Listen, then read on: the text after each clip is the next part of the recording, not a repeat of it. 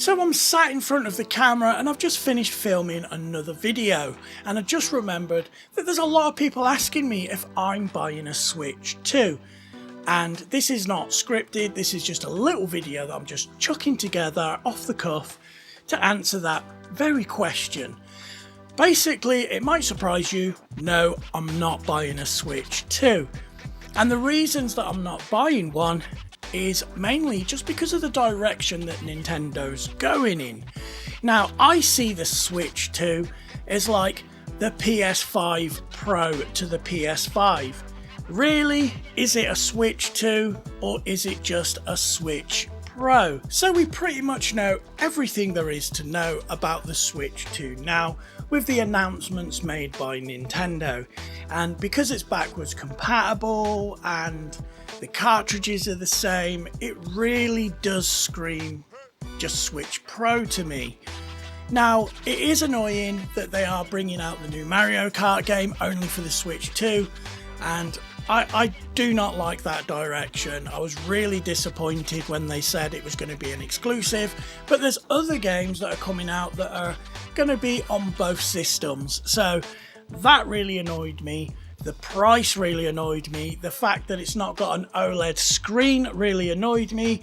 And then of course, when they were showing off the games like Cyberpunk 2077, and there was another game there that has already been out, I'm just like, why would I want another system to play the games that I can play on my PC or my Steam Deck or my other Switches that I still own? I just feel like the Switch 2 is a bad purchase at this time. Now, despite all the tariffs and everything, I do think it's still an expensive handheld. I don't know why anyone would pick the Switch 2 over, say, the Steam Deck, because the price is the same. So in my eyes, I think if you're thinking about getting a Switch 2, you'd be much better off just getting a Steam Deck OLED, and you can do so much more stuff with that. Also, we've seen recently in the news that they've changed their terms and conditions so they can brick your Switch if they feel like you've done something that you shouldn't have. Now, you've probably seen all the YouTube shorts where they say you don't own your games, the game cartridges only have keys on them, you don't own the console, you don't own nothing. You just give Nintendo all your money and you're just borrowing it. You're on borrowed time until something happens and Nintendo flick a switch and say, that's it.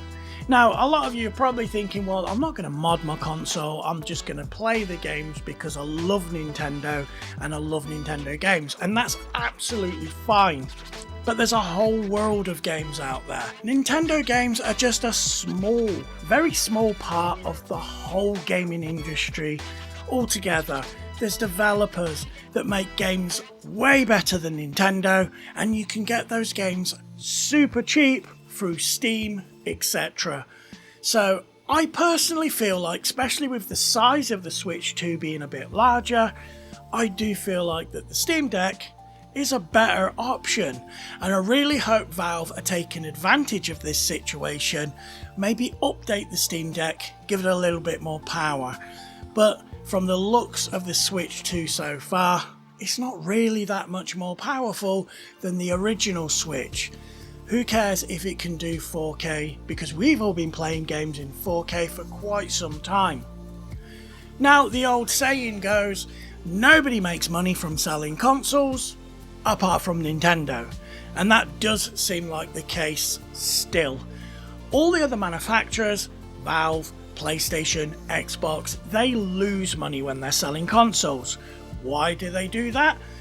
Because they want people to buy their consoles at a cheaper price, and then they'll spend their money on the games, Xbox Game Pass, and of course the PlayStation Ultimate Pass, etc, etc.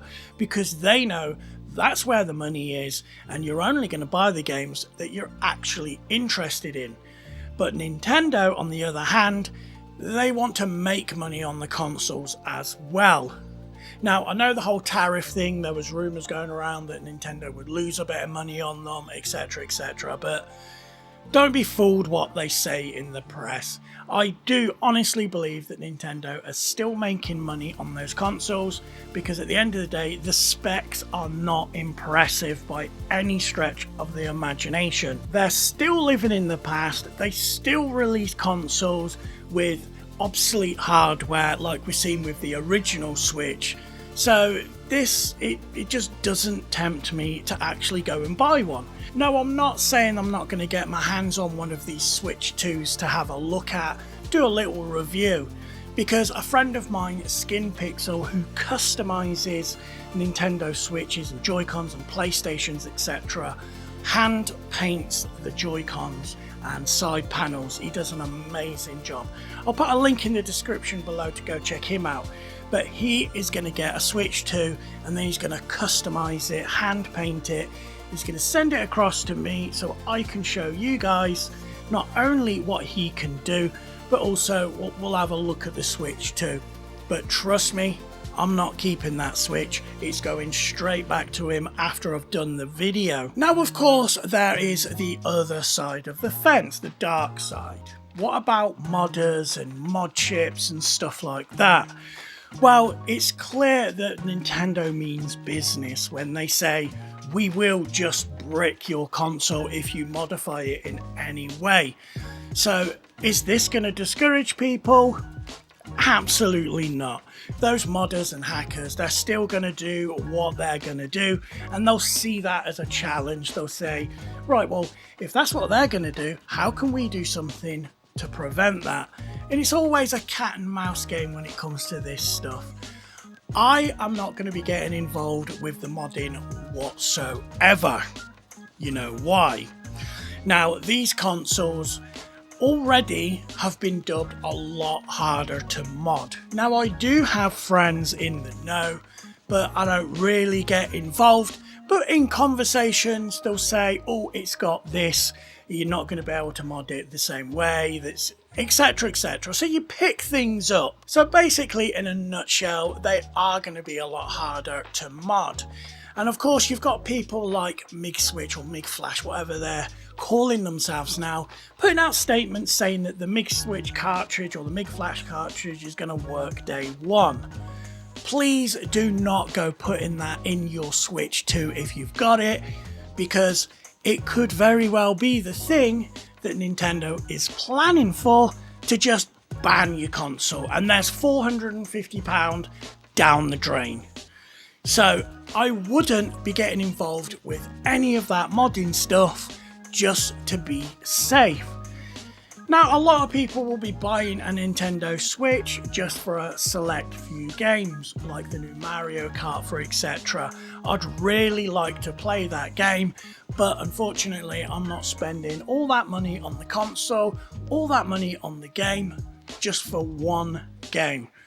I'll carry on playing the original Mario Kart on the Switch and just be done with it. So let me leave you with this one last piece of advice. If you're thinking about getting a Switch 2 with the potential or the hope that you can mod it to get free games and shops and stuff, don't bother. Get yourself a Steam Deck. It's a lot easier to get games on there for free. You know, if you're gonna pirate, you know, as wrong as it is, it doesn't matter. If you're going to want to pirate games, just get an OLED Steam Deck. You're going to have a lot easier time getting the games running, and Valve will never ban your console. And they'll never even brick it either. They don't really care that much. As long as you're buying some games from the Steam store, you're going to be all good.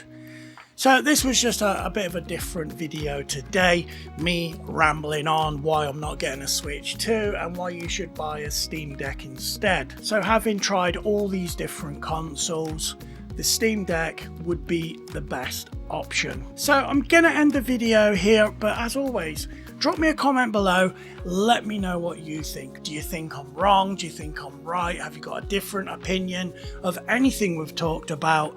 I'll be happy to read all your comments and respond to as many as I can. I'm JP, and as always, I'll catch you in the next one.